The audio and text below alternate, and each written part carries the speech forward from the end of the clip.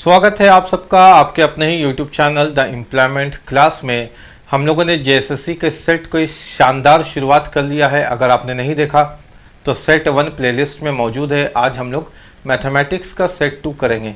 यह आपको मालूम है कि जेएसएससी के आने वाले एग्ज़ाम्स है, जैसे झारखंड दरोगा, झारखंड पुलिस, झारखंड उत्पाद सिपाही या एएनएम जेएनएम नर्सिंग का भी है ना। इसके अलावा सिविल कोर्ट का भी एग्ज़ाम्स आपके सामने होने वाला है। तो उसके मद्देनज़र जितने भी प्रीवियस ईयर क्वेश्चंस या जो जेएसएससी का पैटर्न है, जिस पैटर्न पे जेएसएससी आपसे एग्जाम्स में पूछता है सवाल, उन सबको हम लोग सीखने वाले हैं एक एक करके। अंतर क्या होगा? आपने बहुत सारे चैनल में मैथमेटिक्स देखा है, सीखा है, पढ़ा है, समझने की कोशिश की है। अंतर ये है कि हमारा प्रयास ये होगा कि हम उन सबसे आपको आसान कंटेंट बना करके दें, क्वेश्चन को ज़बरदस्ती का भारी नहीं करें, जबकि भारी भारी क्वेश्चन को भी हम लोग कोशिश करेंगे कि उसको आसान और सरल मेथड से कर सकते हैं। एज अ टीचर मेरी जिम्मेदारी ये है कि हम आपको सबसे आसान तरीका बना करके दें, और एज अ स्टूडेंट आपकी जिम्मेदारी ये है कि आप उसको प्रैक्टिस करते रहें, है ना। तो चलिए शुरुआत करते हैं अपने ज़बरदस्त मेथड्स की। और जो तरीका हम आपको बताने वाले हैं उससे आसान, उससे ज़्यादा फास्ट दूसरा तरीका मार्केट में आपको नहीं मिलेगा। तो सबसे अच्छा तरीका मेरे पास है, इसलिए आपको बेफिक्र होकर के पढ़ने की ज़रूरत है। जैसे एक क्वेश्चन है, देखिए यहाँ पे क्वेश्चन है चक्रवृद्धि ब्याज का, कंपाउंड इंटरेस्ट का, कि 6,000 रुपया है। 6,000 रुपये की राशि को 5% चक्रवृद्धि ब्याज पर निवेश किया जाता है, तो 3 साल तथा 2 साल में अर्जित चक्रवृद्धि ब्याज के अंतर क्या होगा, है ना। कंपाउंड इंटरेस्ट का एक क्वेश्चन है। आपको ये बात तो मालूम ही है कि कंपाउंड इंटरेस्ट में अगर इस क्वेश्चन को बनाया जाए तो समय लगेगा ना। एक बार हमको 3 साल का सीआई निकालना होगा, फिर उसके बाद 2 साल का सीआई निकालना होगा, फिर 3 साल और 2 साल के सीआई का अंतर निकालना होगा। इतने सारे प्रोसेस को करने की जरूरत नहीं है। आइए हम आपको इसको सबसे आसान तरीका बताते हैं बनाने का। मैक्सिमम कितने साल तक के लिए बेटा? 3 साल के लिए कंपाउंड इंटरेस्ट। तो 3 साल का ब्याज पे ब्याज निकाल दो, तब निकलेगा चक्रवृद्धि ब्याज। यानी 6,000 का 5% पहले निकाल लो, तो ये हो गया तुम्हारा 300। अब ब्याज पे ब्याज यानी 300 का फिर 5% निकाल लो, तो ये हो गया तुम्हारा 15। अब इस 15 पे भी 5% निकाल दो, तो 15×5 हो गया 75, और 2 जीरो हटाएंगे तो 0.75, यानी यहाँ पे आ गया 0.75। 3 बार क्यों किए? क्योंकि 3 साल का दिया हुआ है ना। कितने साल का दिया हुआ? Maximum 3 years. तो मैक्सिमम जितने बार अधिकतम दिखेगा उतने बार हम लोग इसको यूज करते हैं। बहुत बार क्या होता है कि क्वेश्चन को सिर्फ इतना ही बनाना पड़ता है और क्वेश्चन का आंसर आ जाता है। कैसे? ये जो आखिरी में आपको दिख रहा है बेटा वैल्यू, आखिरी के साल का जो वैल्यू दिख रहा है, अगर ऑप्शन में केवल एक ही बार वही है तो आंसर वही है। जैसे आखिरी में आपको 0.75 दिख रहा है, यहाँ भी 0.75 दिख रहा है, यही आंसर हो गया। हमेशा 90% क्वेश्चन में कंपाउंड इंटरेस्ट के क्वेश्चन को हम लोग ऐसे ही बना लेते हैं। लेकिन अगर मान लीजिए आपके किस्मत में जटिलताएं हैं और आपके दो ऑप्शन में ऐसे दे दिया, यानी ऑप्शन नंबर ए में भी 0.75 दे दिया, ऑप्शन नंबर डी में भी 0.75 दे दिया, ऐसा बहुत रेयर चांस है। लेकिन इसको भी हम आपको पढ़ाएंगे, अभी बताएंगे। लेकिन आपको सीखना क्या है कि 3 साल के लिए है, यानी तो तीसरे साल में जो आखिरी वैल्यू आया वो जिस ऑप्शन में वही आंसर। 4 साल का होता तो भी वही आंसर। जैसे हम लोग अभी सीखे उसी तरह से आगे बनाते। दूसरी बात सीखिए, अगर दो ऑप्शन में दे देता 0.75 तो क्या करते? तो फिर रेशियो निकालते। आपको मालूम है ना कि 2 साल का रेशियो कितना होता है? तो 2 साल का रेशियो होता है 2:1। और 3 साल का रेशियो कितना होता है? तो 3 साल का रेशियो होता है 3:1। हमने कंपाउंड इंटरेस्ट के क्वेश्चंस को रेशियो कैसे निकाला जाता है? 10 साल का भी रेशियो होगा तो रटना नहीं है, कैसे निकलता है। कंपाउंड इंटरेस्ट के क्वेश्चंस चैप्टर प्लेलिस्ट में मौजूद है, जाकर के देखिए, सीखिए, है ना। मैथ्स फाउंडेशन क्लास में 2 और 3 का अंतर 1, 1 और 3 का अंतर 2, और इस 1 का अंतर किसी से भी नहीं है, यानी यही बच गया। तो रेशियो का अंतर कितना निकला? 1:2:1। यही तो पूछा ना, 3 साल और 2 साल में अंतर का मान क्या है? तो 1:2:1। अब इसको प्यार से 1 से गुना करो, इसको 2 से गुना करो, और इसको 1 से गुना करो। जो अंतर का रेशियो निकला, तो इसको गुना करोगे तो आएगा 300, इसको गुना करोगे तो आएगा 30, और इसको गुना करोगे तो आएगा 0.75। अब आपस में सबको ऐड करोगे तो तुमको मिलेगा कितना ब्याज? 330.75। ये हो गया तुम्हारे क्वेश्चन का आंसर। यानी तुम चाहो तो पूरा भी बना सकते हो। उम्मीद है कि तुमको समझ में आया होगा, और तुमने जिस मेथड से पहले इसको सीखा होगा उससे आसान मेथड तुम्हारे सामने है। एग्जाम अप्रोच यही है, एग्जाम इसी मेथड से निकलेगा, बाकी दायां बायां करके एग्जाम नहीं निकलता, टाइम बर्बाद होता है ना। आओ अगले क्वेश्चन को देखो कि अगला क्वेश्चन क्या कहता है। अगला क्वेश्चन तुमको कहता है कि एक व्यक्ति ने अपने दो पुत्र एक्स और वाई जिनकी आयु 12 साल और 14 साल है के लिए 25 लाख रुपए छोड़ा। व्यक्ति कहीं चला गया होगा, वो देख रहा है कि मेरा दो बेटा है, एक 12 साल का एक 14 साल का है, दोनों के लिए बैंक में हम 25 लाख रुपया रख देते हैं। निर्देश ये दिया कि इस प्रकार बांटा जाए कि जब दोनों बच्चा 18 साल का हो जाए तो उनको समान साधारण ब्याज प्राप्त हो। यानी जब दोनों बच्चा, अभी पैसा नहीं मिलेगा, जब 12 साल वाला बच्चा और 14 साल वाला बच्चा, दोनों बच्चा जब 18 साल का हो जाएगा तो दोनों को सेम सिंपल इंटरेस्ट मिलेगा, समान साधारण ब्याज प्राप्त होगा। तो ब्याज की दर 5% है। तो बड़े पुत्र को प्रारंभ में कितनी राशि मिलेगी? देखिए 1 से 12 साल का तो यानी छोटा है, सी से छोटा, और वाई है 14 साल का तो ये बड़ा है यानी बी से बड़ा, यानी जो बड़ा बेटा है वो कौन है? वो वाई है ना बेटा। तो आइए इसको बनाने का तरीका सीखते हैं। एक्स अभी कितने साल का है? 12 साल का। पैसा कब मिलेगा इसको? जब ये 18 साल का हो जाएगा तब, यानी 6 साल के बाद। कितना रेट से? 5% के रेट से। बराबर वाई अभी कितने साल का है? 14 साल का। कब पैसा मिलेगा इसको? जब ये 18 साल का हो जाएगा तब, यानी 4 साल के बाद। 15, 16, 17, 18 तो कितने रेट से? 5% के रेट से। कितने के रेट से? तो 5% के रेट से। अब इसको हल करते हैं। तो हल करने का तरीका है 5% से 5% कट गया। अब एक्स और वाई का रेशियो निकाल दीजिए। अच्छा, मान हमेशा बराबर के सामने होता है, इस बात का ध्यान दीजिएगा। यानी एक्स का मान बराबर के सामने 4 है रेशियो, अगर वाई का मान तो बराबर के सामने 6 है ना। काटिएगा तो 2 दूना 4 कटेगा, काटिएगा तो 2 तिया 6 कटेगा। हमसे पूछा है कि बताइए बड़े पुत्र को प्रारंभ में कितनी राशि मिलेगी, यानी बड़ा पुत्र यानी वाई। देखिए ना, वाई है ना बड़ा पुत्र, यानी वाई को प्रारंभ में कितनी राशि मिलेगी। तो वाई का अनुपात कितना है बेटा? 3/5। अनुपात कैसे लिखते हैं? वाई का जो वैल्यू है उसको लिख दीजिए और नीचे में कुल, यानी 2 और 3 5। इसी प्रकार अगर x का रेशियो पूछते तो 2/5 लिखते हैं ना, 2/5, लेकिन y का कितना है तो 3/5। कितना राशि में, कितना हिस्सा में इसको चाहिए? 25 लाख रुपया में इसको हिस्सा चाहिए। 5 × 25, 3 × 15 लाख, यानी जो y के यानी बड़ा बेटा के हिस्से में जो पैसा शुरुआत में रखाया वो कितना रखाया? 15 लाख। क्वेश्चन तो एग्जाम में ऐसे बनता है, लोग क्या करते हैं कि माना कि पहला वैल्यू x है, दूसरा वैल्यू 25 - x है, ऐसे करके लंबा चौड़ा करते हैं। आप कर सकते हैं, लेकिन जब आप स्कूल में हैं या कॉलेज में हैं या पीएचडी कर रहे हैं तब। जनरल कंपटीशन के अंदर तो क्वेश्चन को सरल करना है। क्या मतलब कि क्वेश्चन बहुत बड़ा है तो सॉल्यूशन भी बहुत बड़ा रखा जाए? ये किस किताब में है? तो शायद ये बेवकूफ़ों की किताब में है कि क्वेश्चन का सॉल्यूशन बड़ा रखना चाहिए। जनरल कंपटीशन कहता है कि क्वेश्चन को हमेशा सरल तरीके से बनाइए, इतने आसान तरीके से कि आप मैथ्स के स्टूडेंट नहीं है फिर भी आपको मैथ्स समझ में आ जाए, है ना। तो ऐसे बनाना है, ठीक है, कोई दिक्कत नहीं है, समझ में आ गया होगा। आगे देखते हैं। अब जरा इस क्वेश्चन पे ध्यान दीजिए, ठीक है।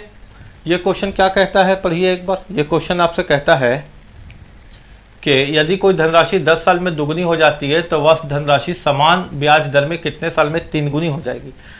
कितनी हो जाती है? दुगनी। तो कितने हो पूछ रहा है कि कितने साल में ये धनराशि 3 गुनी हो जाएगी, ये पूछ रहा है आपसे, है ना। ठीक है, मेरे बात को समझिएगा। एक ट्रिक सिखाते हैं आपको, ट्रिक, ताकि क्वेश्चन आप जल्दी एग्जाम में कर सकें। राशि जितनी गुनी होगी, राशि अगर 3 गुनी है तो ब्याज 1 कम, तो ब्याज होगा 2। राशि अगर 5 गुनी है तो ब्याज कम, यानी ब्याज जो हो जाएगा, इंटरेस्ट जो हो जाएगा वो हो जाएगा 4। राशि अगर 10 गुनी है तो ब्याज होगा 9। राशि अगर 6 गुनी है तो ब्याज होगा 5। राशि अगर 8 गुनी है तो ब्याज होगा 7। जितनी गुनी होगी, इंग्लिश में अगर देखते हैं तो जितना टाइम्स है बेटा उससे जो इंटरेस्ट है 1 कम होता है, ठीक है, कोई दिक्कत नहीं है। इससे हम लोग क्या करेंगे, क्वेश्चन को जल्दी और आसान बना लेंगे। कोई धनराशि 10 साल में दुगनी हो जाती है, 10 साल में दुगनी हो जाती है, यानी ब्याज मिलेगा 1, है ना। तो वही धनराशि समान ब्याज की दर से कितने साल में 3 गुनी हो जाएगी? कितने साल में, यानी कितने साल में? x साल में 3 गुनी हो जाएगी। 3 गुनी बोला तो 1 कम करके 2, यहाँ से मल्टीप्लाई कीजिए 1x जा x, और यहाँ से मल्टीप्लाई कीजिए 2 दहिया 20, यानी कितने साल में 3 गुनी हो जाएगी? तो 20 साल में। 3 गुनी बोला तो 2 लिखेंगे, 1 कम करके। क्वेश्चन का आंसर कितना? 20 साल। है ना आसान, है ना इजी, है ना एग्जाम निकालने के लायक मेथड, है ना। सरल रखना है ना क्वेश्चंस को, भारी तो नहीं कर रहे हैं, ठीक है। तो अगर आप हमारे चैनल पे पहली बार आए हैं तो चैनल को सब्सक्राइब कर दीजिए। अब तो आप देख लीजिए कि डिज़र्व हम करते हैं आपका इतना सब्सक्रिप्शन, आपका सब्सक्रिप्शन जो है, आपका समय जो है हम डिज़र्व करते हैं, क्योंकि हम आप ही के लिए पढ़ा रहे हैं, आप ही के लिए मेहनत कर रहे हैं। क्वेश्चन देखिए क्या है, x/y बराबर 0.7। 0.7 कितने बार है बेटा? तो 0.7 प्लस 0.7 डॉट डॉट डॉट, इसका मतलब है 0.7 अनंत तक है, अनंत तक। कोई भी संख्या अनंत तक होता है ना तो उसके ऊपर बार लगा देते हैं, एक छत बना देते हैं, इसको बोलते हैं बार। और अगर हम बार हटाएंगे ना तो देखिए बार हटा दिए, 7 में से बार हटा दिए, अगर एक अंक से बार हटाते हैं तो नीचे में 1 बार 9 आता है, 2 अंक से बार हटाते हैं तो नीचे में 2 बार 9 आता है। ठीक हो गया बात यहाँ तक? यानी यहाँ से x का मान मिला 7 और y का मान मिला कितना? 9। हमसे पूछा है कि 3x और x का मान कितना है? 7 है, प्लस 4y, y का मान कितना है? तो 9 है, का मान क्या होगा? तो 3 7 21 प्लस 4 9 36, ऐड कर दीजिए तो 6 और 1 7, 2 और 3 5, कितना आ गया? 57। इस क्वेश्चन का आंसर कितना हो गया? 57। हम फास्ट तो नहीं पढ़ा रहे ना, अगर आपको लगता है कि फास्ट हम बहुत जा रहे हैं तो आप कमेंट करके बता सकते हैं कि सर थोड़ा स्लो चलिए, हम आप ही के लिए तो मेहनत कर रहे हैं ना, तो आपको पूरी समझ में आना चाहिए और आपका पूरा अधिकार है अपने टीचर को गाइडेंस करने का कि आपको कैसे पढ़ाना है सर, उसको आपको अधिकार है। जैसे ये क्वेश्चन है बेटा, बोलता है a का मान 995, b का मान 996, c का मान 997 है, तो a cube plus b cube plus c cube minus 3abc का वैल्यू क्या होगा? बहुत लोग फॉर्मूला लगाते हैं, हम बोलते हैं कि उतना टाइम नहीं मिलता है एग्जाम में फॉर्मूला लगाने का, और स्टेप मार्किंग है ही नहीं, सीधा मार्क्स मिलने वाला है, स्टेप कोई देखने वाला नहीं है। कभी भी क्यूब का क्वेश्चन ये फॉर्मूला आ जाए, कभी भी क्यूब का क्वेश्चन में ये फॉर्मूला आ जाए तो बस बीच वाला वैल्यू को प्यार से लिख लीजिए 996 और इसको 9 से मल्टीप्लाई कर दीजिए। यानी कभी भी क्यूब पूछा जाए तो बस बीच वाले वैल्यू को 9 से गुना कर दीजिए, आपको आपका आंसर मिल जाएगा। एग्जाम में आसान ही तो करना है, 9 से गुना कर दीजिए तो 9 छक 54 का 4, यानी अंत में 4, अंत में 4 यहाँ नहीं, अंत में 4 यहाँ नहीं, अंत में 4 यहाँ नहीं, अंत में 4 यहाँ, यही आंसर। पूरा मल्टीप्लाई भी कीजिएगा तो 8964 मिलेगा। लेकिन टाइम क्यों बर्बाद करें भाई? 9 छक 54 के अंत में 4 है तो अंत में 4 एक ही बार दे रखा है तो उसी को आंसर मानते हैं ना, बाकी तो अंत में 4 है ही नहीं, तो फिर क्यों टाइम बर्बाद करें? अगर एक से अधिक ऑप्शन में होता तो कैलकुलेट करने का कोई मतलब भी बनता, अभी तो कोई मतलब ही नहीं बन रहा। ठीक है, आगे चलिए। देखिए इस क्वेश्चन को कहते हैं स्टेयर्स फ्रैक्शन, सीढ़ी वाला भिन्न, है ना, सीढ़ी वाला भिन्न। ये क्वेश्चन ऐसे है 1 plus 1 by 1 plus 1 by 1 plus 1 by 1 plus 1 by 1 2 3 4 5 1 plus 2 by 3, ऐसे है ये क्वेश्चन। और आपको बोला इसका मान ज्ञात करना है। ठीक है, आपको बोला इसका मान ज्ञात करना है, 1 2 3 4 5। ठीक है, आपको बोला इसका मान ज्ञात करना है। ठीक है, आप इसका मान कैसे ज्ञात करते हैं? तो आप इसको ऐसे बनाते हैं कि 3 एकम 3 2 5 बाई 3, फिर इसको ऊपर ले जाते हैं, इसको ऊपर ले जाते हैं। टाइम पूरी बर्बाद करने की एग्जाम में कोशिश करते हैं, टाइम बर्बाद एग्जाम में नहीं करना है। बनाना कैसे देखिए, ये ऊपर वाले को यहाँ प्यार से लिख दीजिए, जो नीचे है उसको भी प्यार से लिख दीजिए। अब देखिए आगे में कितने बार एक है उसको देखिए, आगे वाला संख्या 1 2 3 4 5, आगे में जितने बार एक है उतना बिंदु लिख दीजिए, 1 2 3 4 5, आगे में जितने बार एक है उतने बार बिंदु लिख दीजिए। बस अब क्या कीजिए, 2 2 को जोड़ते जाइए, 2 और 3 5, फिर जोड़िए 3 और 5 8, फिर जोड़िए 5 और 8 13, फिर जोड़िए 13 और 8 21, फिर जोड़िए तो 3 और 1 4, 2 और 1 3, यानी कितना आ गया जोड़ के 34। अब क्वेश्चन का आंसर आपको कैसे मिलेगा? सबसे आखिरी वाले को ऊपर लिखिए और इसके बाद वाले को नीचे लिखिए, क्वेश्चन का आंसर मिल गया 34/21।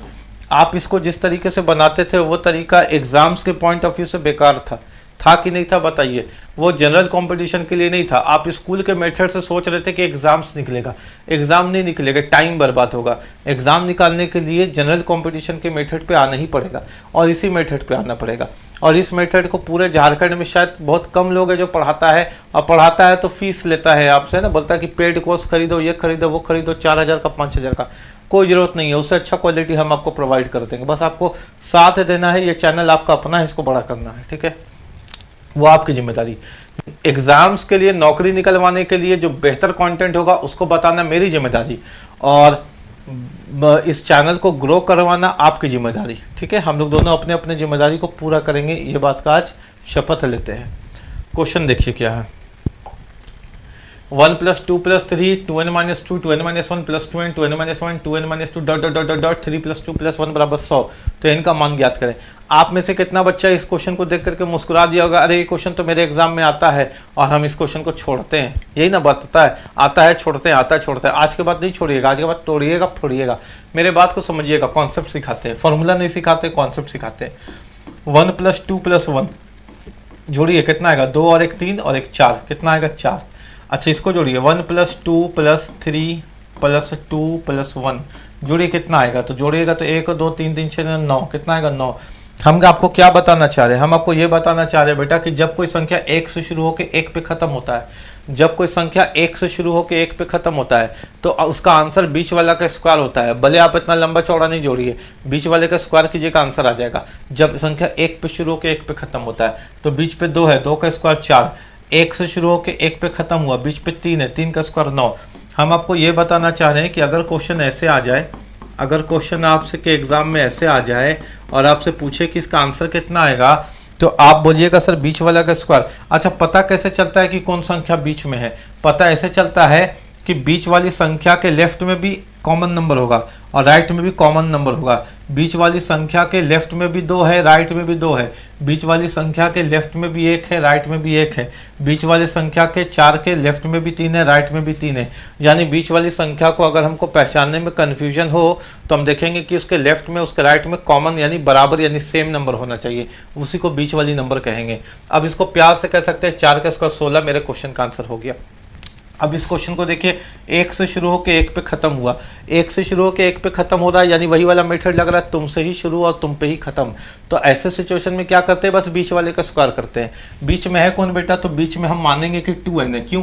क्योंकि 2n के लेफ्ट में भी 2n माइनस 1 है और 2n के राइट में भी 2n माइनस 1 है, यानी लेफ्ट में भी कॉमन है और राइट में भी कॉमन है। यानी हम कह सकते हैं कि इसका जो बीच वाला संख्या है 2n है, यानी हम केवल 2n का स्क्वायर करेंगे तो इसका वैल्यू आ जाएगा। स्क्वायर ही तो करें, 2 का स्क्वायर, 3 का स्क्वायर, 4 का स्क्वायर। अब बराबर में कितना दिया हुआ, तो बराबर में दिया हुआ 100। अब इसको सॉल्व करेंगे तो 2 का स्क्वायर होता है 4, n का स्क्वायर होता है n स्क्वायर, बराबर कितना है, तो 100 है। अच्छा, 4 से काटेंगे तो कितना आ जाएगा, 25 आ जाएगा। आप तो बहुत समझदार बच्चे, आप जानते हैं कि स्क्वायर हटता है तो सामने रूट आता है, और 25 किसका रूट होता है, तो 5 का रूट होता है। यानी यहाँ से n का वैल्यू आपसे पूछा था तो n का वैल्यू 5 है। क्यों कोई नहीं ऐसे पढ़ाता है, अब जरा सा मेरे को जवाब दीजिए। क्योंकि सब स्कूल वाला मेथड जानता है, कॉम्पिटिटिव वाले मेथड को कॉम्पिटिटिव वाला टीचर ही बता सकता है, ठीक है। जो अपने जीवन में 2-4 एग्जाम्स निकाला है और जो अपने जीवन में सैकड़ों बच्चों का एग्जाम्स निकलवाया है, वो जानता है इस मेथड को। तो इसको भरम में देख करके इसको भरम में मत आइएगा कि मेरा सब्सक्राइबर मात्र 500 है। लगभग मेरा सब्सक्राइबर 500 है, लेकिन पढ़ाने का तजुर्बा मेरे 5000 स्टूडेंट से ज़्यादा है, ठीक है। साल की बात करें तो 15 साल का एक्सपीरियंस है, गिन के 15 साल का एक्सपीरियंस है मेरे पढ़ाने का। ABCD या स्कूल का तरीका नहीं, केवल जनरल कंपटीशन मेरे तरीका है, एक्सपीरियंस है 15 साल का। सैकड़ों बच्चों को झारखंड में और सेंट्रल में नौकरी करवाने का एक्सपीरियंस है, खुद नौकरी निकालने का एक्सपीरियंस है, चाहे वो झारखंड का ही क्यों ना हो और चाहे वो रेलवे का ही क्यों ना हो, चाहे वो SSC का ही कुछ क्यों ना हो, ठीक है। तो हम लोग एक्सपीरियंस के साथ हैं। आज ऑनलाइन इसलिए आए हैं क्योंकि चाहते हैं कि जो जीवन में जो सीखे हैं उसको यूज़ करें। और यूज़ कहाँ करेंगे, आप ही को तो पढ़ा करके यूज़ करेंगे, आप ही को तो सिखा करके यूज़ करेंगे, है ना। तो सीखना है आपको मेरे से, ठीक है, समझना है तरीका, है ना। बाकी बकवास वाला मेथड पे आपको एग्ज़ाम नहीं निकलता कि माना कि वैल्यू x y z, वो सब टाइम बर्बाद करता है। याद रखिएगा, पैसा दे करके, पैसा कहीं मन है तो दे दीजिए, लेकिन पढ़िए यहीं से। कहीं फीस देना है तो दे दीजिए, पढ़िए यहीं से, क्योंकि सिलेक्शन यहीं है, ठीक है। हकीकत बताते हैं, आज न कल आपको इस बात का एहसास होगा ही होगा। देखिएगा, किसी भिन्न के अंश में 2, यानी कोई भिन्न है, यानी कोई फ्रैक्शन है, यानी x बाई वाई, कोई भिन्न है, कोई फ्रैक्शन है, यानी x बाई वाई है। किसी के भिन्न में अंश में 2 और हर में 3 की वृद्धि करते हैं, यानी x में 2 बढ़ाते हैं और उसके हर में 3 की वृद्धि करते हैं, ठीक है सर, कर दिए। तो भिन्न बन जाता है 7/9, तो भिन्न कितना बन जाता है, 7/9, ये बन जाता है, ठीक है सर, हो गया। यदि अंश में, यानी अगर अंश में x और y में, यानी अंश में 1 और हर में 1 घटा दिया जाए तो भिन्न 4/5 हो जाता है। कितना हो जाता है, 4/5 हो जाता है। तो बताइए, मूल भिन्न यानी इनिशियल में जो आरंभ में जो फ्रैक्शन था, ओरिजिनल फ्रैक्शन था, वो क्या था। अब इसको लोग कैसे पढ़ाते हैं, एक तरीका है जिसको लोग यूज़ करते हैं। क्या यूज़ करते हैं, दोनों तरफ तिरछा गुना करने पर यहाँ x और y का समीकरण बनेगा, यहाँ भी दोनों तरफ तिरछा गुना करने पर यहाँ भी x और y का समीकरण बनेगा। अब आगे लिखेंगे, दोनों समीकरण को हल करने पर वहाँ से वैल्यू निकालेंगे x का, और फिर समीकरण 1 या समीकरण 2 में x का वैल्यू पुट करके समीकरण y से y का वैल्यू निकालेंगे, और फिर बोलेंगे कि x और y का भिन्न इतना है। टाइम बर्बाद करेंगे और कुछ नहीं करेंगे, उससे एग्जाम नहीं निकलता, वो तो स्कूल का मेथड है। अगर वैसे कोई पढ़ाता है तो चप्पल हाथ में उठा के भाग जाइए, वहाँ मत टिकिए, वो ज़िंदगी बर्बाद कर देगा। सीखिए एग्जाम में कॉम्पिटिटिव लेवल पे कैसे बनता है बेटा। दो समीकरण दिया हुआ है, दोनों में से कोई भी समीकरण से क्वेश्चन का आंसर बन जाएगा। जैसे x और y है, इसको यहीं लिख दीजिए, बराबर कितना में 7/9 में, +2 को उधर भेजेंगे तो -2 हो जाएगा, या +3 को उधर भेजेंगे तो -3 हो जाएगा। 7 में से 2 गया तो 5 बचा, 9 में से 3 गया तो 6 बचा। क्वेश्चन का आंसर हो गया 5/6। क्वेश्चन का आंसर हो गया कितना, 5/6। आप इसको ऐसे भी बना सकते थे, यहाँ से भी x/y बराबर कितना दे रखा है, 4/5 दे रखा है। -1 को उधर भेजेंगे तो +1 हो जाएगा, -1 को उधर भेजेंगे तो +1 हो जाएगा। 4 और 1 कितना हो गया, 5, 5 और 1 कितना हो गया, 6। क्वेश्चन का आंसर हो गया 5/6। कितना आसान है, कितना सरल है। क्यों मैथमेटिक्स को लोग भारी बनाते हैं पता नहीं, है ना। ऐसे क्वेश्चन बन सकता है, ठीक है। अभी आप सोचिए, आपको एक काम करना है, हम आपको एक टास्क देते हैं, दे टास्क, आपके कोई भैया दीदी लाइब्रेरी में तैयारी करें या कहीं भी तैयारी करें, आप इस क्वेश्चन को दीजिए, बोलिए जरा सा बना दीजिए। जब आप उनको बनाने का तरीका देखिएगा तब आपको समझ में आ जाएगा कि आप जहाँ पे अभी वीडियो देख रहे हैं वो एकदम सही जगह है आपकी तैयारी करने के लिए। इतना तो करना पड़ेगा ना, आजमाना पड़ेगा, हमको आजमाइए ना, ठीक है। देखिए ना हम आपको क्या सिखा सकते हैं।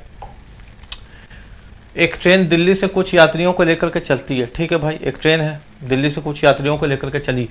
पहले स्टेशन पर वो आधी यात्रियों को उतार देती है। अच्छा, मैथमेटिक्स का एक नियम है, कितना जाता है उससे कोई मतलब नहीं, कितना रहता है उससे मतलब है। मैथमेटिक्स का एक नियम है, उतरा गया फेंकाया उससे कोई मतलब नहीं, कितना बचा हुआ है उसी से क्वेश्चन का आंसर निकलता है, ठीक है।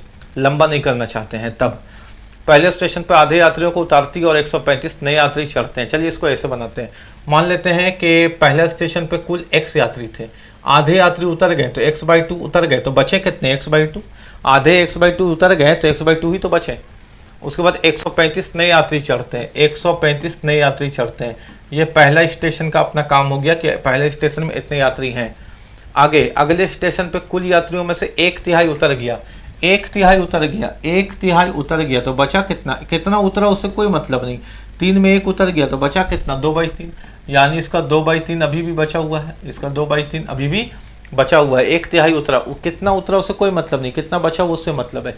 1/3 उतर गया कोई बात नहीं, 2/3 अभी भी बचा हुआ है। और 110 नए यात्री चढ़े, और 110 नए यात्री चढ़े, ठीक है। अंत में ट्रेन में कुल 350 यात्री होते हैं। अंत में ट्रेन में कुल कितने यात्री होते हैं, तो 350 यात्री होते हैं। आरंभ में ट्रेन में कितने यात्री थे, शुरुआत में ट्रेन में कितने लोग थे, ये पूछा गया। चलिए देखिए यहाँ पे ये x/2 है, इसको ऐसे ही लिख दिए। ब्रैकेट के बाहर मल्टीप्लाई में है तो ये इसके मल्टीप्लाई होगा, ब्रैकेट का मतलब है मल्टीप्लाई प्रत्येक से, प्लस 135 है। ब्रैकेट के बाहर 2/3 है तो इससे भी मल्टीप्लाई होगा, क्योंकि ब्रैकेट के बाहर वाला गुना प्रत्येक से होता है। बराबर में 350 है, प्लस 110 को भेज दिए उधर, इसको भेज दिए उधर तो माइनस हो गया। 2 से 2 काट दीजिए प्याज से, तो यहाँ बचेगा अपने पास x/3, प्लस 3 से काटिएगा तो 3 चौके 12, 3 पचे 15, 45 दूना 90, बराबर 350 से 110 गया तो 0 में से 0 गया 0, 5 में से 1 गया 4 और 3 में से 1 गया तो 240। यानी आपके पास बचा x/3 बराबर 240, प्लस 90 को उधर भेजिएगा तो -90, यानी आपके पास बचा है x/3 बराबर 240 में से 90 गया तो 150। नीचे से ऊपर क्रॉस मल्टीप्लाई कर दीजिए तो 15 या 45, यानी क्वेश्चन का आंसर आपको चिल्ला चिल्ला के बता रहा है कि आंसर है 450। कितना है, 450। कितने यात्री गया उससे कोई मतलब नहीं, कितना यात्री बचा मैथमेटिक्स उसी पे टिकता है, ठीक है। समझ में आ रहा है बात आपको, क्वेश्चन कैसे बना रहे हैं हम लोग, है ना। तो क्वेश्चन हम लोग ऐसे बना लेंगे एग्जाम्स में। आइए क्वेश्चन में, अगला क्वेश्चन देखते हैं ना। ये सारा आपका एग्जाम्स में आया हुआ क्वेश्चन है, विभिन्न विभिन्न एग्जाम्स में, ठीक है। यही सब एग्जाम्स में आपसे पूछा जाएगा, बनाने का तरीका यही रहेगा। क्वेश्चन देखिए, 120 का 53%, 120 का 53% प्लस 862 का 25%, का मतलब गुना ही तो होता है, बराबर 500 का x%। x का मान क्या है, आपको वीडियो पॉज करना है, वीडियो पॉज करके बनाना है, टाइम जितना लगे आपको लगाना है, ठीक है। तब तो पता चलेगा कि आप इसको कैसे बनाते हैं और सीखने के बाद इसको कैसे बनाइएगा, ठीक है। अब इस तरह का क्वेश्चन आ गया, सरलीकरण का, सिंप्लीफिकेशन का क्वेश्चन एग्जाम्स में आ गया। अब आप इसको जैसे बनाते हैं पहले वैसे बना सकते हैं, लेकिन हम आपको एक नया तरीका बताते हैं। मेरा जिम्मेदारी क्या है, नया और आसान बताना। हम तब तक काम पे टिके रहेंगे। हम एक तरीका बताएं मेरा बेटा, कभी भी सिंप्लीफिकेशन का काम आता है ना, तो हम लोग इसको क्या करते, हम लोग इस पे काम करते हैं, डिजिट सम मेथड का यूज करते हैं। किसका? Digit sum method. इसका मतलब क्या होता है, जैसे मान लीजिए यहाँ लिखा हुआ 1 2 3 6, तो इसका मतलब ये होता है कि सब जोड़ करके एक अंक बना दो, सबको जोड़ करके एक अंक बना दो, क्वेश्चन को आसान करने के लिए। 1 और 2 3, 3 और 3 6, 6 और 6 12, अभी भी 2 अंक है, फिर जोड़ दो 1 और 2 3, तो इसका वैल्यू कितना आ गया 3, यानी 1236 को हम 3 बना देंगे। हम सारी संख्याओं को जोड़ करके कोई एक अंक बनाते हैं। एक और इसका तरीका ये है कि अगर कहीं पर भी 9 दिखे तो काट दो, जैसे 6 और 3 9 दिखे ना तो इसको काट दो, तो बचा कितना 12, 12 का 1 और 2 3, तो भी आ जाएगा 3, है ना। इसका ये भी एक तरीका। बात समझ में आ रहा है ना तुमको हम क्या कर रहे हैं? जैसे सीखो ना, जैसे यहाँ है 1 5 4 6 2 और यहाँ है 3, तो इसको मान लो एक अंक बनाता है, ठीक है। तो 6 4 10, 10 और 5 15, 1 16 17 18 19 20 21, 21 बना, 21 का 2 और 1 कितना बना 3। बार बार 3 नहीं आएगा, वो कोइंसिडेंस हो गया कि कोई नंबर लिया उसमें 3 मिल गया, है ना। एक और तरीका क्या है इसको जोड़ने का कि 5 और 4 9 बना, काट दो, 6 और 3 9 बना, काट दो, यहाँ बचा 2 और 1 3, इसी को 3 मान लो, ठीक है। ये वो तरीका है सिंगल डिजिट मेथड, सिंप्लीफिकेशन के बड़े बड़े क्वेश्चन को सॉल्व करने का एक आसान तरीका। अब देखो इस क्वेश्चन को मान लो हल करना है, तो हम 12 को जोड़ेंगे तो 1 और 2 3 बनेगा, गुना 5 और 3 8 बनेगा, प्लस यहाँ देखो 8 और 2 10, 10 और 6 16, 16 का 1 और 6 7 बनेगा, गुना 2 और 5 7 बनेगा, बराबर 5 गुने x। परसेंटेज उसेंटेज सबको भूल जाओ। क्यों भूल जाए परसेंटेज को सर? क्योंकि मान लो 53% है, 53% है। इसको हल भी करते तो ऐसे लिखते हैं ना 53/100। इसको हल भी करते तो 5 और 3 8 लिखते, नीचे ऐड करते तो 1 लिखते, 1 को 8 से डिवाइड करते तो भी 8 लिखता आता, यानी सीधा हम 5 और 3 को जोड़ के 8 लिख देंगे, परसेंटेज का कोई काम पड़ा ही नहीं, है ना। तो हमने क्या किया यहाँ पे 1 और 2 को जोड़ा तो 3, 5 जीरो को कैसे जोड़ेंगे, 5 और 3 को जोड़े तो 8, परसेंटेज को छोड़ दिए, प्लस 8 और 2 10, 10 और 6 16, 16 का 1 और 6 7, गुने 5 और 2 7, बराबर 5 0 0 काट के तो 5 इंटू एक्स। परसेंटेज में फंसने का चक्कर नहीं है, दशमलव भी होगा, पॉइंट भी होगा, उसको भी छोड़ देंगे, बस संख्याओं को जोड़ देंगे, ठीक है। ये एक तरीका है।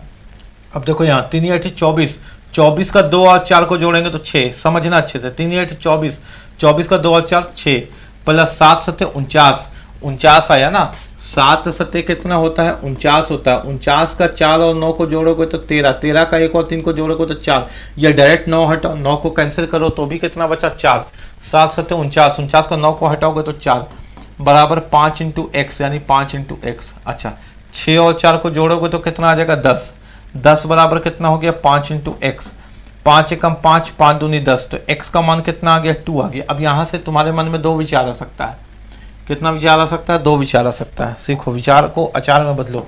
एक तो 6 और 4 को जोड़े तो 10 आ गया, 10 बराबर 5 इंटू एक्स, 5 से काटे तो 2 आ गया, x का मान 2।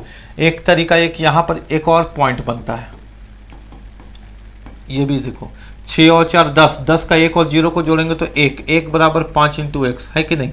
10 की जगह 1 भी तो लिख सकते हैं, सिंगल डिजिट मेथड यूज करें तो 6 और 4 10, 10 का 1 और 0 को ऐड किया तो 1, तो यहाँ से x बराबर कितना आ गया 1, इंटू का 5 इधर गया तो बटा में 5।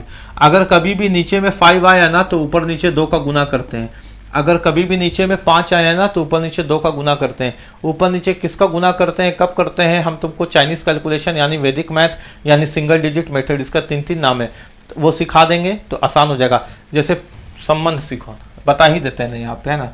तुम बोलोगे सर काहे की, जैसे 5 और 2 का आपस में संबंध होता है, जैसे 7 और 4 का आपस में संबंध होता है, जैसे 8 और 8 का आपस में संबंध होता है। इसका मतलब अगर नीचे 5 है तो ऊपर नीचे 2 का गुना, या नीचे 2 है तो ऊपर नीचे 5 का गुना, नीचे 7 है तो ऊपर नीचे 4 का गुना, या नीचे 4 है तो ऊपर नीचे 7 का गुना, नीचे 8 है तो ऊपर नीचे 8 का गुना। ठीक हो गया बात। क्यों? क्योंकि नीचे 1 बन जाता है, 5 दूनी 10, 10 का 1 और 0 1, 7 चौके 28, 28 का 2 और 8 10, 10 का 0 हटाएंगे तो 1, और 8 8 64, 64 का 6 और 4 10, 10 का 1 और 0 1 बन जाता है। तो इससे फायदा ये होता है कि 1 दूना 2 आ गया, अब 5 दूनी 10 आ गया, और इसको जोड़ेंगे तो 2/1 आ गया, 1 और 0 को जोड़ेंगे तो यहाँ से वैल्यू कितना मिलेगा 2 ही मिलेगा। बात समझ में आनी चाहिए, बात समझ में आनी चाहिए, बात समझ में आनी चाहिए। क्लियर है बात? यानी यहां से भी समझ में आ गया, यहां से भी समझ में आ गया। अच्छा, x का वैल्यू कितना आ रहा है, यहां से भी देखो 2 आ रहा है। इसका मतलब यह है सर कि जिस ऑप्शन में हमको 2 मिल गया, सिंगल डिजिट मेथड यूज किए ना, जिस ऑप्शन में हमको सिंगल डिजिट मेथड 2 मिल गया वही मेरा आंसर। 9 को कैंसिल करते हैं, 2 और 5 7 नहीं चाहिए, 5 5 10, 10 और 8 18, 18 का मतलब 1 और 8 9 कैंसिल करते हैं, 2 मिल गया। ऑप्शन नंबर बी आंसर है, ऑप्शन नंबर बी आंसर है। क्लियर हो गया क्या, समझ में आ गया क्या? ठीक है, ऐसे बन जाता है क्वेश्चन, है ना, समझ में आ गया?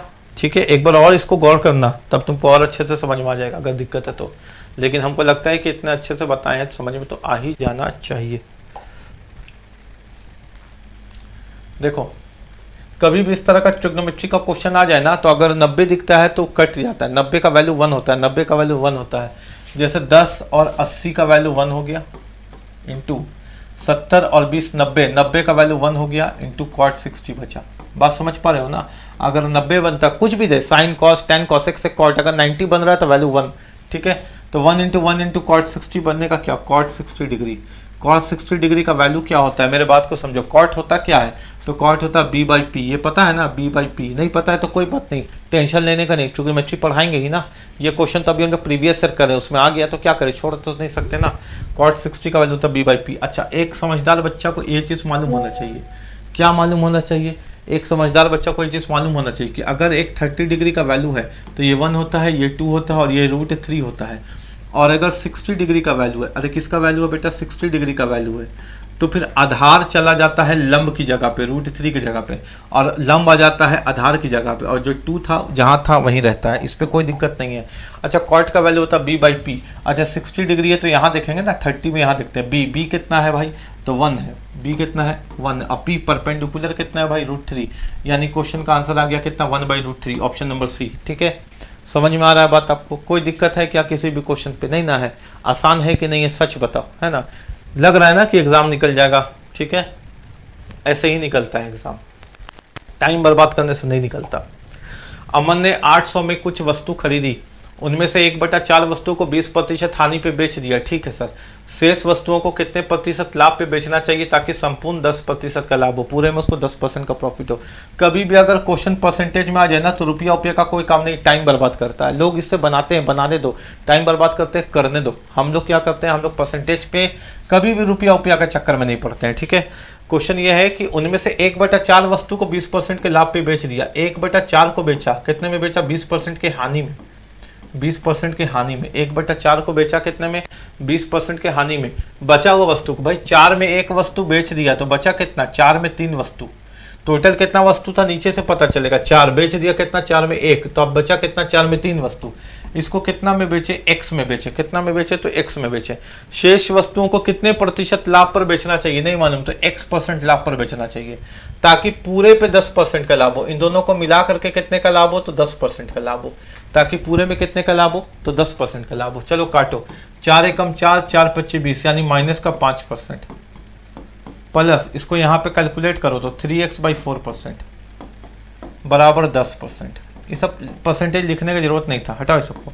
तो 3x/4 बराबर 10, माइनस का 5 उधर गया तो प्लस का 5 हो गया, यानी 15। परसेंटेज क्यों लिखे, कौन देखेगा मेरा रफ में काम, है ना। 3x/4 10, माइनस का 5 उधर गया तो प्लस का 5, 3 एकम 3, 3 पच्चे 15, नीचे से ऊपर क्रॉस मल्टीप्लाई, x बराबर 5 चौके 20%, यानी क्वेश्चन का आंसर कितना आ गया, 20%। बचे हुए को कितना में बेचेगा, 20% पे, तब उसको जाकर के टोटल पे 10% का फायदा हो गया क्वेश्चन। ऐसे बनता है क्वेश्चन, इतना XYZ लेकर के थोड़ी बनाते हैं हम लोग क्वेश्चन, है ना। हम लोग बने, हम और आप, हम लोग दोनों भाई मिलके, ठीक है। क्वेश्चन समझ में आ गया बेटा? आओ इसको एक और तरीके से बताते हैं। उसने उसमें से 1/4 को बेच दिया, यानी समझ में आ गया कि टोटल 4 है। नीचे जो फ्रैक्शन में दिखता है ना, नीचे जो फ्रैक्शन में दिखता है ना, ये कुल वस्तु होता है। सबसे पहले कितना वस्तु बेचा, तो 1 वस्तु बेचा। 1 को कितना में बेचा है, तो 20% के हानि में। अब बचा कितना वस्तु, 4 में 1 वस्तु बेच दिया तो 3 वस्तु बेचा। इसको कितना में बेचेगा नहीं मालूम, लेकिन पूरे में यानी चारों पे उसको कितना का संपूर्ण लाभ चाहिए, 10 का लाभ चाहिए। तो यहाँ से माइनस का 20 आ गया, प्लस यहाँ से 3x आ गया, अब बराबर 4 दहिया 40 आ गया। 3x बराबर 40, माइनस का 20 उधर गया तो प्लस हो गया, और 3 से काटे तो क्वेश्चन का आंसर यहाँ से कितना आ गया, 20%। हटाओ क्वेश्चन, ठीक है। ऐसे बनाओ क्वेश्चन को, ठीक है। टाइम बर्बाद एग्जाम में करने थोड़ी जा रहे हैं हम लोग, क्वेश्चन को आसान रखना, क्वेश्चन को सरल रखना है भाई। डिनोमिनेटर से पता चल गया कि टोटल कितना है, बेचा कितना, बचा कितना। 4 में 1 बेचा तो 3 बच गया।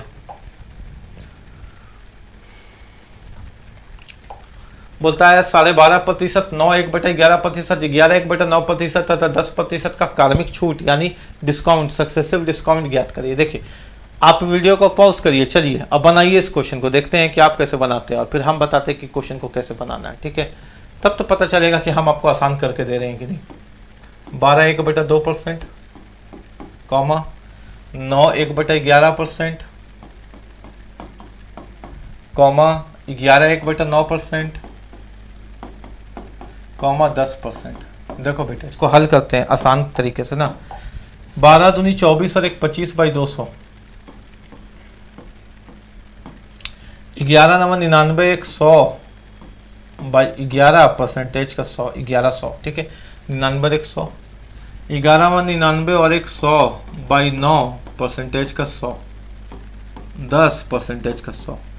हल करते हैं। 25 से कम 25, 25 8 200, 0 0 खत्म, 0 0 खत्म, 1/11, 0 0 खत्म, 0 0 खत्म, 1/9, 0 0 अच्छा 0 खत्म, 0 खत्म, 1/10। ऐसे ये डिस्काउंट दिया, ये क्या दिया, छूट दिया। इसका मतलब ये है सर कि 8 रुपये का सामान था, 1 रुपया का छूट दिया, 7 में बेच दिया। कितना बेच दिया, 7 में। इसका मतलब ये है सर कि 11 रुपया का सामान था, 1 रुपया का छूट दिया, 10 में बेच दिया। इसका मतलब ये है सर कि 9 रुपया का सामान था, 1 रुपया का छूट दिया, 8 में बेच दिया। इसका मतलब ये है सर कि 10 रुपया का सामान था, 1 रुपया का छूट दिया और 9 में बेच दिया। सर एक काम करते हैं ना, सामने सामने 10 10 दिख रहा है काट देते हैं ना, 9 9 दिख रहा है काट देते हैं ना, 8 8 दिख रहा है काट देते हैं ना। यहाँ पे समझ में आ गया कि 11 का सामान 7 में बेचा, 11 का सामान 7 में बेचा, 4 रुपया का छूट दिया।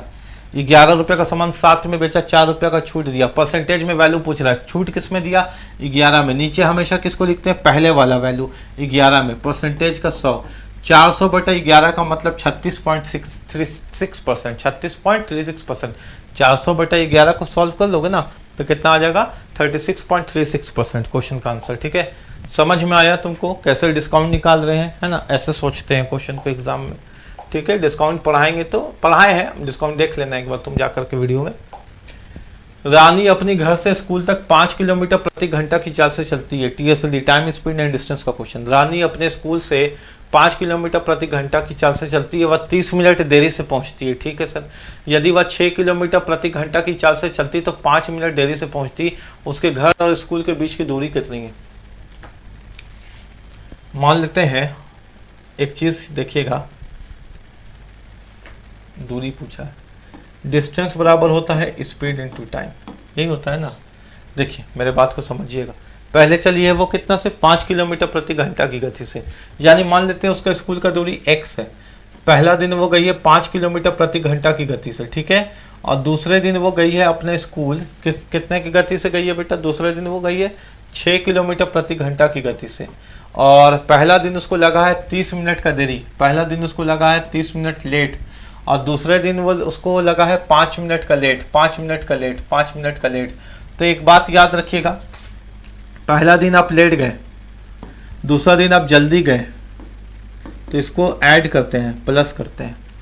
पहला दिन आप लेट गए, दूसरा दिन भी आप लेट गए, तो इसको माइनस करते हैं। पहला दिन आप जल्दी गए, दूसरा दिन भी आप जल्दी गए, तो इसको भी माइनस करते हैं, ठीक है। यानी सेम रहेगा तो हमेशा अंतर निकालेंगे, डिफरेंट रहेगा, चाहे जल्दी या लेट जल्दी, तो उसको जोड़ेंगे, ठीक है।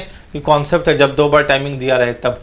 चलिए इसको और आसान करके बताते हैं क्वेश्चन को, है ना। स्पीड का रेशियो देखिए, अगर हम स्पीड पूछें रानी का, पहला दिन रानी का स्पीड है 5 किलोमीटर प्रति घंटा, इसको पूरा लिखते हैं 5 किलोमीटर प्रति घंटा। और दूसरे दिन रानी का स्पीड है, यदि वह 6 किलोमीटर प्रति घंटा से गई, दूसरे दिन रानी का स्पीड है 6 किलोमीटर प्रति घंटा।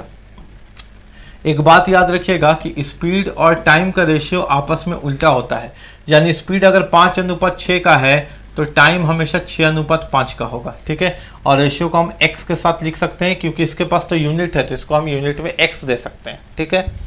एक TST का कॉन्सेप्ट है कि जब भी स्पीड देगा तो इसका उल्टा टाइम, जब भी टाइम देगा तो इसका उल्टा स्पीड। रेशियो पे हम लोग क्वेश्चन को बनाते हैं, आसान बनता है ना। ये देखिए, अच्छा यहाँ पे टाइम का अंतर कितना हो गया, 6 और 5 में कितने का अंतर हो गया, तो सर 1x का अंतर हो गया। कितने का अंतर हो गया बेटा, तो 1x का अंतर हो गया।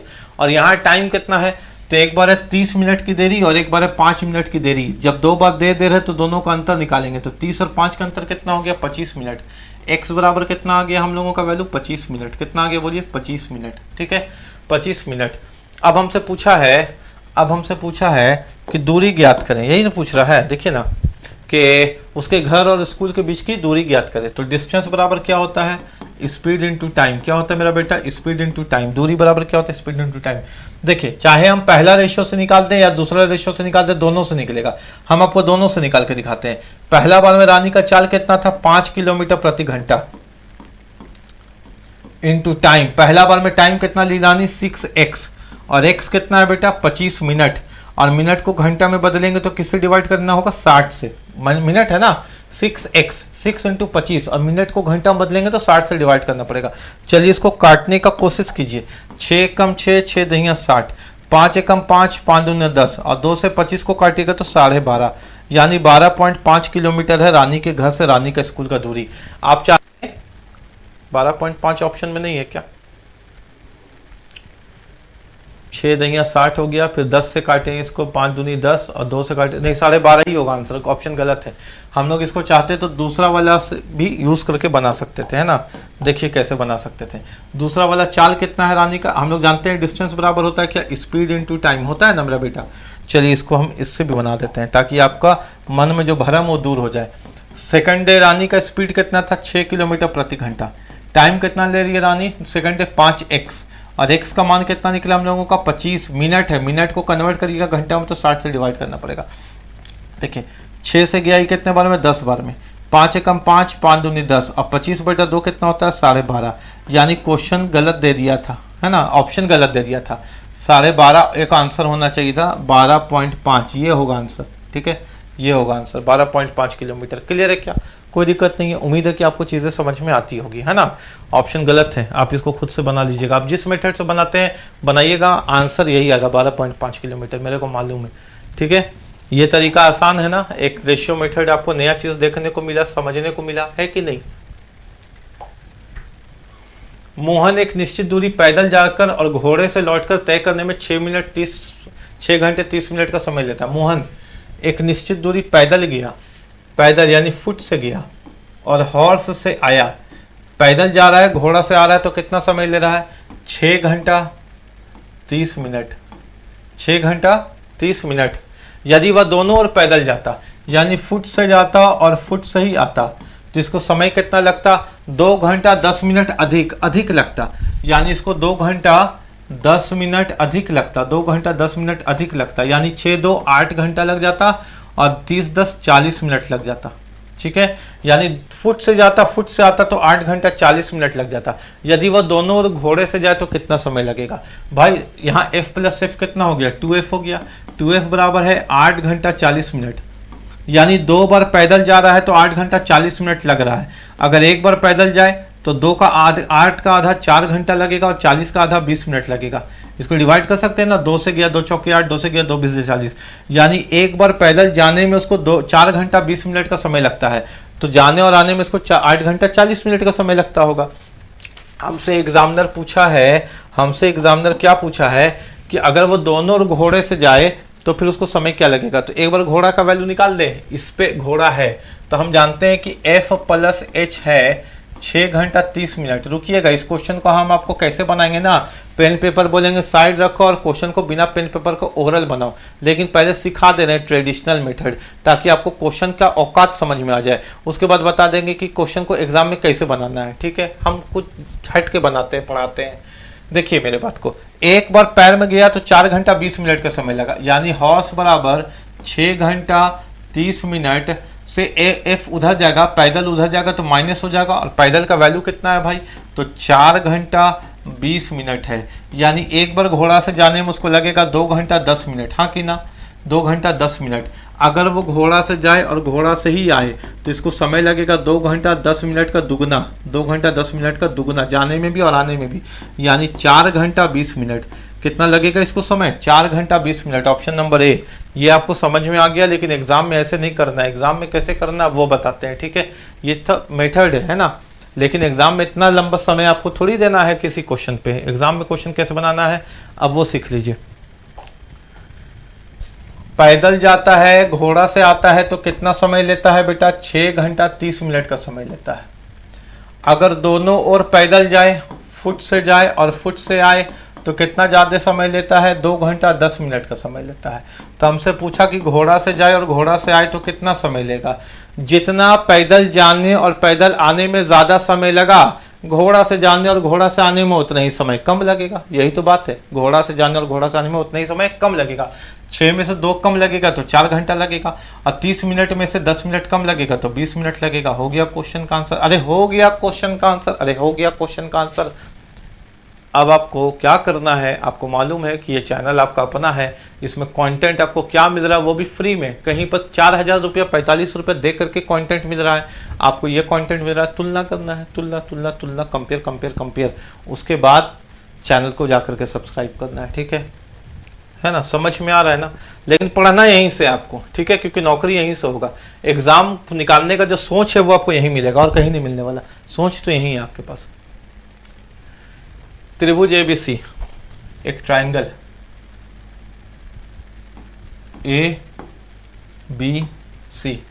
त्रिभुज ABC में बिंदु B और बिंदु C से 2 रेखाएं खींची जाती हैं जो त्रिभुज के अंदर मिलती हैं। अच्छा, एक रेखा B से, एक रेखा C से जो त्रिभुज के अंदर मिलती हैं बिंदु O पर, यानी ये बिंदु O है, ठीक है।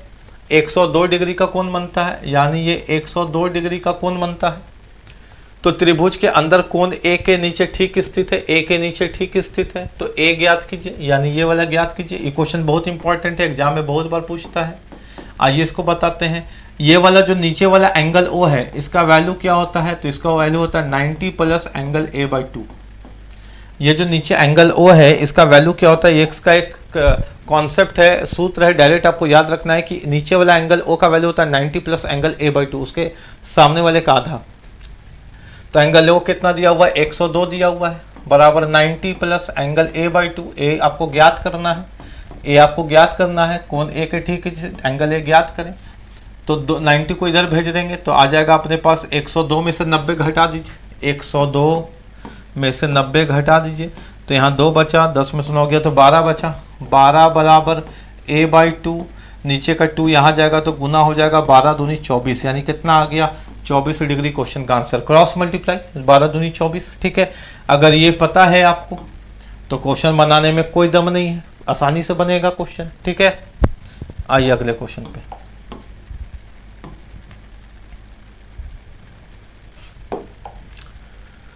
दो खंभों के ऊंचाई 2 मीटर और 3 मीटर है। 2 खंभा है, ये खंभा 2 मीटर का है, ये खंभा थोड़ा बड़ा है 3 मीटर का है, ठीक है। और वो 5 मीटर की दूरी पर स्थित है। इन दोनों के बीच का दूरी 5 मीटर का दूरी पर स्थित है। प्रत्येक खंभे के शीर्ष कोण से दूसरे खंभे के पाद से जोड़ने वाली रेखाओं के प्रतिच्छेद बिंदु, ये शीर्ष कोण से यहाँ पर, ये शीर्ष कोण से यहाँ पर है ना, और ये प्रतिच्छेद बिंदु है, इसकी ऊंचाई ज्ञात करने बोला। ये क्वेश्चन इंपॉर्टेंट एग्जाम में डायरेक्ट आता है, डायरेक्ट आता है। पाद से जोड़ने वाली रेखाओं के प्रतिच्छेद बिंदु यानी इंटरसेक्शन पॉइंट जो है वहां से उसका आपको हाइट पूछा है। इस क्वेश्चन पे लोग क्या करते हैं? हाइट एंड डिस्टेंस, ऊंचाई एवं दूरी का फॉर्मूला लगाते हैं। लगाने दीजिए, कोई दिक्कत नहीं है। हम और आप टाइम बचाने के लिए एग्जाम में जा रहे हैं, टाइम लगाने के लिए तो नहीं जा रहे हैं। अगर ये क्वेश्चन एग्जाम में आ गया कि प्रतिच्छेद बिंदु का हाइट बताइए, तो ये हाइट बताना बड़ी आसान है। यानी इसको बताने के लिए हम यूज करते हैं H1 into H2 by H1 plus H2, बस काम खत्म। इससे हमारा पॉइंट ऑफ इंटरसेक्शन का हाइट, प्रतिच्छेद बिंदु का ऊंचाई ज्ञात करता है। H1 कितना है? 2, H2 कितना है? 3, तो 2 तिया कितना हो गया? 6, है ना। और H1 प्लस H2, 2 और 3 कितना हो गया? 5। यानी एक बार ऊपर में इन दोनों का मल्टीप्लाई और नीचे में इन दोनों का जोड़। अब 5 से 6 को डिवाइड कर दीजिए, 5 एक कम 5, यहाँ बचा 1, पॉइंट का 0 ले लीजिए, 5 दूना 10। क्वेश्चन का आंसर 1.2, ठीक है। अरे नहीं जरूरत है ट्रिग्नोमेट्री के ऊंचाई एवं दूरी का क्वेश्चन को हर वक्त लगाने का, नहीं जरूरत है कि यहाँ से इस कोण इस ट्राइंगल को अलग दिखाने का, इसको अलग दिखाने का और दोनों को तुलना करने का। अरे बाप रे बाप, क्वेश्चन क्लास 9 में तुम क्या जाना चाहता है, नौकरी करना है और तुम जाता है क्लास 9 में, ऐसे काम चलेगा, टाइम बर्बाद होता है। समझ में आ गया पॉइंट ऑफ इंटरसेक्शन का हाइट निकालने का तरीका, ठीक है। टाइम बर्बाद कर, हम क्या बोले, टाइम में नहीं बर्बाद करवाएंगे, एग्जाम जैसे निकलेगा क्वेश्चन एग्जाम वैसे बताएंगे, ठीक है। स्थिर जल में नाव की गति 6 किलोमीटर प्रति घंटा है, यानी जो बोट का स्पीड है वो 6 किलोमीटर प्रति घंटा है। अच्छा ठीक है सर। और धारा की गति 2 किलोमीटर प्रति घंटा है। जो स्ट्रीम है धारा उसकी गति है 2 किलोमीटर प्रति घंटा, नाव की गति है 6 किलोमीटर प्रति घंटा। 24 किलोमीटर दूर किसी स्थान पर जा करके वापस लौटने में कितना समय लगेगा। अच्छा 24 किलोमीटर जाना है तो जाइएगा तो ऊंचाव होगा, या मतलब 24 किलोमीटर जाइएगा आप यहाँ से, यहाँ 24 किलोमीटर जाइएगा तो मान लीजिए जो धारा है वो ऐसे ऐसे, तो जाने में आपको क्या लगेगा x माइनस वाई, जाने के क्रम में, है ना। लेकिन आने के क्रम में आपको क्या लगेगा x प्लस वाई, क्योंकि साइकिल कभी चलाए है ना, तो जाने के क्रम में आपको ज़्यादा स्पीड लगाना पड़ता है, ज़्यादा ताकत लगाना पड़ता है, क्योंकि रोड चढ़ाव वाला होता है तो उसमें x माइनस वाई लगता है। और ढलान में आप बिना पेडल मारे ही अपने आप पहुंच जाते हैं ना, क्योंकि वहां पे x प्लस वाई होता है, y का स्पीड आपको मदद मिलता है, ठीक है। कितना दूर जाना है 24 किलोमीटर।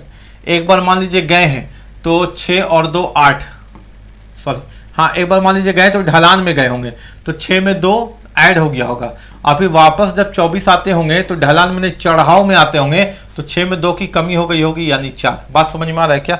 आप इसको ऐसे समझिए कि जब आप धारा की ओर जाइएगा, धारा की ओर, तो स्पीड ऐड हो जाता है ना। और जब आप धारा के विपरीत जाते हैं, धारा के विपरीत, तो स्पीड माइनस हो जाता है। भाई 24 किलोमीटर जा रहे हैं और जा करके वापस लौट रहे हैं, तो एक बार धारा की ओर गए होंगे, एक बार धारा के विपरीत गए होंगे। एक बार 24 किलोमीटर गए तो एक बार वैल्यू आपकी स्पीड ऐड हो जाएगा 6 और 2 8, और फिर वापस आए होंगे धारा के विपरीत, तो 6 किलोमीटर में 2 किलोमीटर घट गया होगा, यानी 4। यहाँ से 8 तिया 24, 3 का समय लगा, यहाँ से 4 छक 24, 6 का समय लगा। टोटल जाने में और आने में कितना घंटा लगा, तो 9 घंटा लगा, कहानी खत्म, ठीक है। ऐसे सोचना है। कभी भी धारा और चाल इसका है ना बेटा, कभी नाव धारा का क्वेश्चन आ जाए ना, तो दोनों स्पीड को एक बार जोड़ के डिवाइड कर दो, एक बार घटा के डिवाइड कर दो, इतना ही काम दिमाग में रखना खाली, ठीक है। इतना काम दिमाग में रखना है ना। क्वेश्चन है ए स्क्वायर प्लस बी स्क्वायर -6 से -6b प्लस 18 बराबर 0, तो ए बी का मान निकालिए। ए बी का मतलब होता है ए इंटू बी, है ना, बीच में कुछ नहीं तो मल्टीप्लाई है। अच्छा ए का पूछा तो केवल ए को देखो, मछली की तरह, अर्जुन की तरह मछली के आंख को देखो। ए चाहिए तो ए स्क्वायर मत देखो, ए देखो। अच्छा इसमें फॉर्मूला का 2 हटाओ तो बचा कितना 3। अच्छा बी बोला तो यहाँ बी देखो, इसमें फॉर्मूला का 2 हटाओ तो बचा कितना 3, है ना। फॉर्मूला होता है ना A square plus B square plus 2ab, वो वाला फॉर्मूला वाला 2 हटाओ, फिर A square plus B square minus 2ab, formula वाला 2 हटाओ। यानी कभी भी अगर ए और बी पूछे तो इसमें से 2 हटा के जो बचा उसको देख लो, इसमें से भी जो 2 हटा के जो बचा उसको देख लो। अगर ये माइनस का क्वेश्चन है तो बराबर में उधर जाकर के प्लस हो जाएगा, अगर ये माइनस का चिन्ह है तो इसका रिजल्ट हमेशा प्लस में मिलेगा, और प्लस में होता तो माइनस में मिलता। यानी ए हमको मिला 3 और बी भी मिला हमको 3, तो ए इंटू बी यानी 3 गुने 3। क्वेश्चन का आंसर कितना होता 9। जो लोग जैसे बनाता है बना दे, तो तुम और हम उस सब चक्कर में नहीं पड़ेंगे। ए बी पूछा तो ए बी में ही ध्यान देंगे, पूरा हमको स्टेप बनाने का जरूरत है ही नहीं एग्जाम के हॉल पे, ठीक है। टाइम बर्बाद करने थोड़ी जा रहे हैं एग्जाम के हॉल पे भैया, एग्जाम निकालने के लिए जा रहे हैं, रिवाइज भी करना है। 8 मीटर लंबा 6 मीटर चौड़ा कमरा 1.6 मीटर चौड़ी कालीन से बिछाया गया। कभी भी कोई चीज किसी के ऊपर बिछाया जाता है ना, तो दोनों का एरिया बराबर कर दो, चाहे दीवार में ईंटा लगाया गया हो या कारपेट बिछाया गया हो या टाइल्स बिछाया गया हो, दोनों का एरिया बराबर कर दो। यानी कमरा है तो कमरे का एरिया, एरिया ऑफ रूम बराबर जो बिछाया गया उसका area, area of carpet. Room का एरिया क्या होता है, लंबाई गुने चौड़ाई। कारपेट का भी एरिया क्या होता है, लंबाई गुने चौड़ाई, ठीक है। अच्छा, रूम का ये लंबाई कितना है? 8 मीटर लंबा कमरा और 6 मीटर चौड़ा कमरा। ठीक है, में 1.6 मीटर चौड़ी कालीन बिछाई गई। लंबाई नहीं मालूम, लेकिन चौड़ाई कालीन का कितना है? 1.6 मीटर। कालीन की लंबाई ज्ञात करें। चलो सॉल्व करते हैं, क्वेश्चन को सॉल्व करते हैं। ये पॉइंट हटाएंगे तो नीचे 10 आ जाएगा। 8 एकम 8, 8 दूनी 16, 2 एकम 2, 2 पच्चे 10। नीचे से ऊपर तिरछा गुना तो लंबाई 6 पच्चे कितना हो गया? 30 मीटर। ये हो गया अपने क्वेश्चन का आंसर। कितना? 30 मीटर, है ना। ये पूरा 20 का 20 क्वेश्चन हो गया, यानी एक सेट और कंप्लीट हो गया। कोई क्वेश्चन ऐसा था क्या जो तुमसे एग्जाम में नहीं बने? और कोई क्वेश्चन ऐसा है क्या जो हम किसी पुराने घिसे पीटे मेथड से तुमको पढ़ाएं? नहीं ना। तो इसी तरह से एग्जाम निकलता है। ये सबसे बेस्ट अप्रोच, सबसे आसान तरीका, सबसे निचोड़। एक अच्छे टीचर का गुण क्या होता है? हम कोशिश करते हैं कि अच्छा टीचर का गुण मेरे अंदर आ जाए। अच्छा टीचर, एक बहुत बड़े टीचर है, उन्होंने बताया था कि स्टूडेंट को सबसे आसान करके रेडीमेड करके क्वेश्चन का सॉल्यूशन को दे दो। हमने उनको उनका चरण स्पर्श किया, उनसे सीखा कि अच्छा ये मेथड है। अच्छा टीचर अगर हमको बनना है तो क्वेश्चन को सबसे आसान करके देना है, इतना आसान करके देना है कि उतना आसान उनको किसी टीचर का मेथड नहीं मिले। हमारा कोशिश यही है कि हम आपको हर क्वेश्चन को सबसे आसान करके दें, ताकि एग्जाम में जो मैथ्स का भूत है आपसे भाग जाए और आपको डर खत्म हो जाए और फिर आप 100% अपने एग्जाम में सिलेक्शन के लिए तैयार हो जाए। ठीक है, मिलते हैं अगले क्लास में बहुत जल्द अगले शानदार सीरीज के साथ। पढ़ते रहिए, बढ़ते रहिए। जय हिंद, जोहार झारखंड।